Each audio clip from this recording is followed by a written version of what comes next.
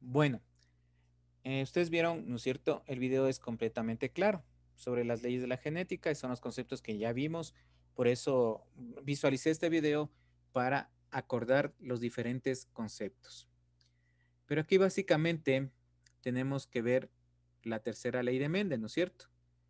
Como les decía, en la tercera ley de Mendel, este monje ya utilizó dos características, ¿sí? Básicamente utilizó el color amarillo y la textura. Pero como ustedes pueden ver, nosotros podemos coger diferentes características. Vean colores, texturas, forma de los cotiledones, los tallos largos, tallos cortos, ¿sí? Para poder explicar esta tercera ley de Mendel. Como un resumen, ¿no es cierto? La primera ley de Mendel se llama de la uniformidad, la segunda de la segregación independiente y la tercera de transmisión independiente de los caracteres. ¿Sí? Pero todos parten a partir de esta primera ley. La tercera ley dice, cuando se cruzan plantas que difieren en dos caracteres dihíbridos, cuyo genotipo, por ejemplo, es AA, se originan cuatro tipos distintos que se combinaron de todas las formas posibles. En total se obtienen 16 posibles genotipos. ¿Sí? Ustedes pueden ver aquí está dando un resumen, ¿no es cierto? La primera ley de Mendel, ¿sí? Aquí la segunda ley y en la tercera generación vamos a tener 16 individuos. A ver, veamos. Bueno, la tercera ley de Mendel que dice la independencia de los caracteres no antagónicos. Aquí, ¿no es cierto? Vamos a tener una proporción, como ya vieron en el video, 9, 3, 3, 1, ¿no es cierto? ¿Qué significa? Que 9 van a ser amarillos lisos, 3 verdes lisos, 3 amarillos rugosos y un verde rugoso. Ustedes pueden ver aquí en el cuadro de Punnett, aquí más claro, ¿no es cierto? Vean, tenemos el progenitor femenino y el progenitor masculino, ¿sí? Tenemos aquí amarillo liso, ¿sí?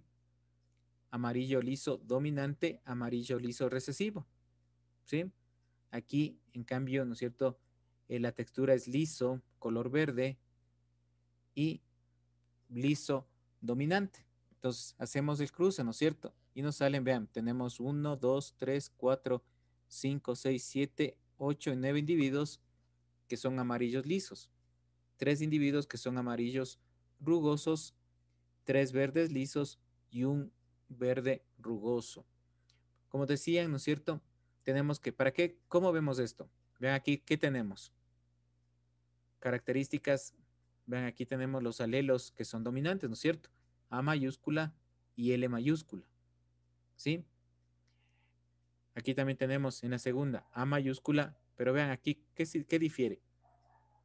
Que también tenemos un gen recesivo, pero el que domina es el amarillo, ¿no es cierto? En la tercera también tenemos de igual manera. Vean, pero aquí también el gen dominante es la textura es liso, ¿sí? Acá también es amarillo liso, ¿sí? Por ahí me pueden decir, pero ¿por qué ahí tenemos el color verde, ¿no es cierto? Y la textura también rugosa, ¿sí? Cuando hacemos el cruce, como les decía, siempre tenemos que ver cuáles son los genes dominantes, ¿sí? Perdón. Cuando tenemos los genes dominantes, ¿no es cierto? La palabra mismo lo dice, ¿sí? Puede ser que el rugoso haya mayor cantidad, ¿no es cierto? Pero si hablamos genéticamente, ¿no es cierto? Los genes siempre van a ser, cuando hablamos de gen dominante, siempre la característica que presenta, ¿cierto? Va a ser visible. Si nosotros aquí hubiéramos cogido tallo corto y tallo largo, ¿sí? Siendo el tallo largo el dominante. Vean, nos daba la misma proporción. 9 amarillos, tallo largo, ¿sí? Los otros, en cambio, tallo corto, 3 verdes, tallo largo y un tallo corto, ¿sí? En esta tercera ley siempre nos va a dar 16 individuos, ¿sí? En la proporción 9, 3, 3, 1. ¿Tienen aquí alguna pregunta? ¿Algo? No. Bueno, de estas leyes tenemos algunas alteraciones. Tenemos la codominancia, tenemos aquí el factor RH, ¿sí? Tenemos también tipos de herencia, autosómica dominante, autosómica recesiva. Bueno, en fin, todas estas características o estos tipos de alteraciones que se pueden dar en los genes, ¿sí? Vean, tenemos la herencia no mendeliana. Bueno, tenemos algunas cosas, ¿no? En la cual se basa en la genética de Mendel, ¿sí? La codominancia. A ver, señorita Segovia, por favor, ¿puede ayudarme a leer? En la codominancia los alelos se expresan de manera simultánea en los heterocigotos, es decir, el fenotipo de los heterocigotos es la expresión de los genes de ambos padres simultáneamente.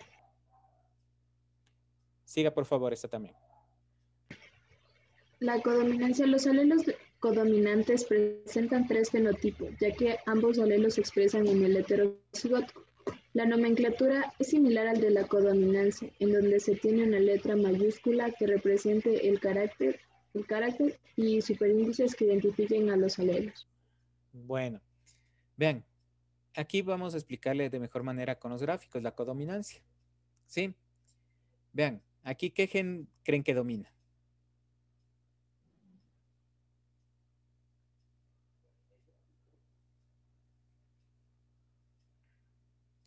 A ver, ¿quién me puede decir qué gen está dominando? Si hablamos del color.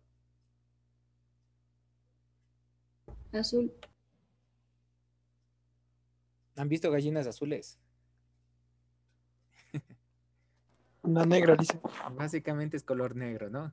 Sino que aquí la imagen se ha distorsionado un poco. Vean, ¿qué significa? Que tenemos como color dominante el color negro, ¿sí? Esta es la primera generación o la primera ley, ¿sí? En la segunda generación, vean, ¿qué pasa?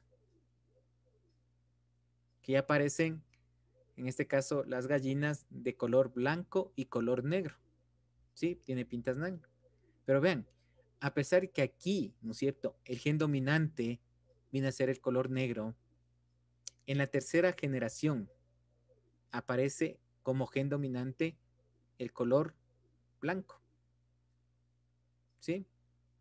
Dominancia dice dominio, ¿no es cierto? Codominancia, ¿sí? ¿Qué significa? Que del color negro, que es dominante, en la tercera generación pasa a ser el color blanco dominante, ¿sí? Porque aquí estamos cruzando gallinas blancas con gallinas negras, ¿sí? Eso les digo, aquí la primera generación es color negro, la segunda generación ya es blanco con pintas negras y en cambio en la tercera generación ya viene a presentarse o se hace dominante lo que es el color blanco, ¿sí? Entonces, en este caso, tanto el color negro como el color blanco son dominantes. Siempre se van a presentar en alguna generación, ¿sí? Este color. Por eso se llama codominancia. Entonces, en otras palabras, los dos genes se ayudan, ¿no es cierto? Uno se hace dominante en cierta generación y en cambio el otro se hace también dominante en la siguiente generación.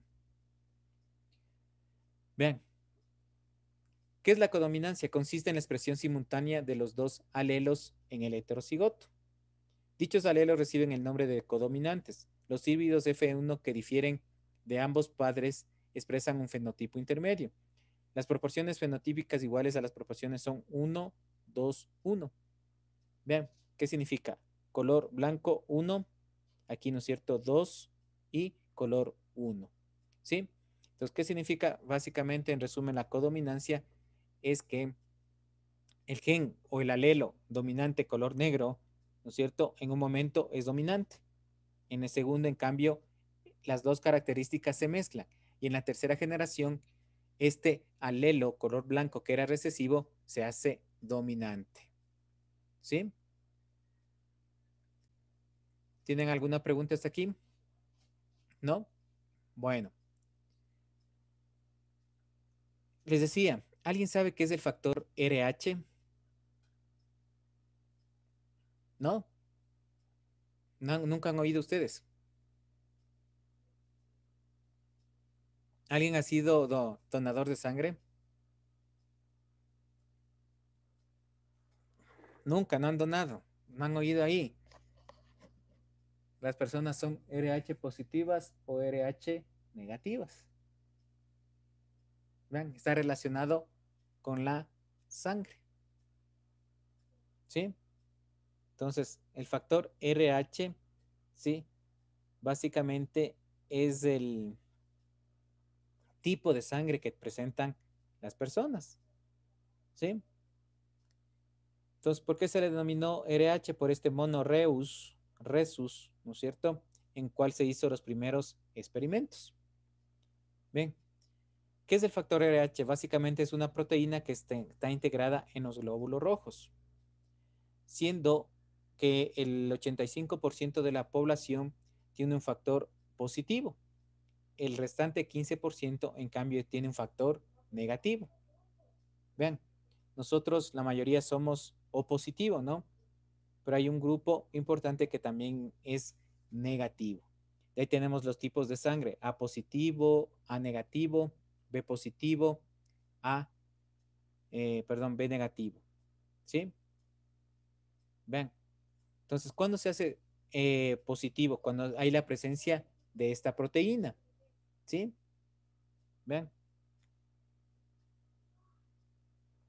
¿Cuál es la proteína? Este aglutinógeno, que es el RH. Cuando hay la presencia de este factor o este aglutinógeno denominado RH, las personas son positivos. Cuando no hay la presencia de este factor, ¿no es cierto? Las personas son negativas. Vean, esto está siempre relacionado con los antígenos y los anticuerpos que presentan todas las personas. ¿Sí? Vean, aquí tenemos factor RH. ¿Sí? Padre positivo, madre negativa. ¿Sí? Aquí tenemos de 4 hijos, uno puede ser negativo, ¿no? Pero siempre va a predominar el factor RH positivo. ¿Por qué es importante conocer esto del factor RH positivo? Porque muchas de las veces, vean, aquí no tenemos esa política, ¿no? ¿De qué? Vean, simplemente aquí cuando unas personas se casan, no se hace ese examen prenupcial, ¿sí? El examen prenupcial que hacen en otros países es para evitar que se presenten algunos problemas en las futuras generaciones. Y este del factor RH es bastante importante. ¿Por qué les digo? Digamos que la mamá es A negativo y el papá es O positivo. Vean, ¿sí? Cuando el papá es O positivo y el niño, el futuro ser, sale O positivo, puede ser, como les digo, compatible con la sangre de la mamá B negativo. ¿Sí? Pero hay casos que el bebé es B negativo, la mamá es O positivo, o también es A negativo. Vean, ¿qué pasa en estos casos? El bebé no es compatible, ¿sí? Y se presentan los abortos. Entonces, este factor RH, como les digo, el tipo de sangre es de enorme importancia para nosotros. Pero vuelvo y repito, aquí en el Ecuador no se hacen esos exámenes prenupciales, ¿sí? Vean, en cambio en otros países, ¿por qué les hacen los exámenes prenupciales? ¿Alguien sabe?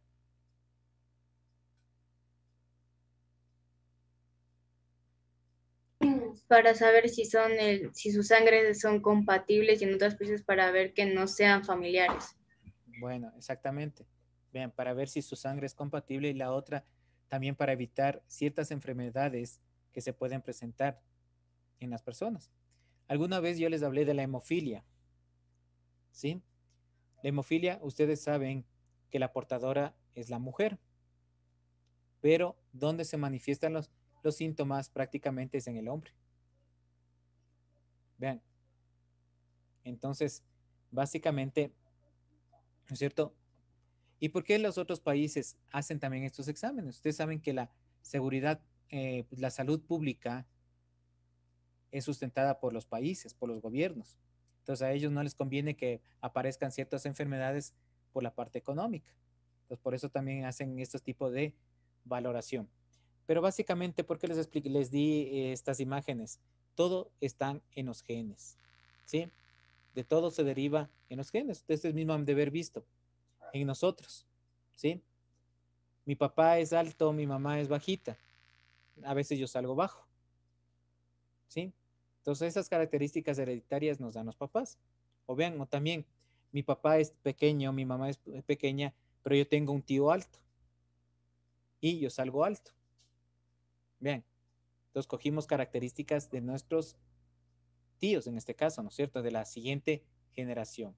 Básicamente, todo lo que nosotros, ¿sí? Alteraciones visuales, de forma, todo eso, somos heredados. Y ustedes cuando se casen también van a heredar a sus hijos, ¿sí? Las características diferentes. Bueno, no sé si tienen alguna pregunta. ¿No?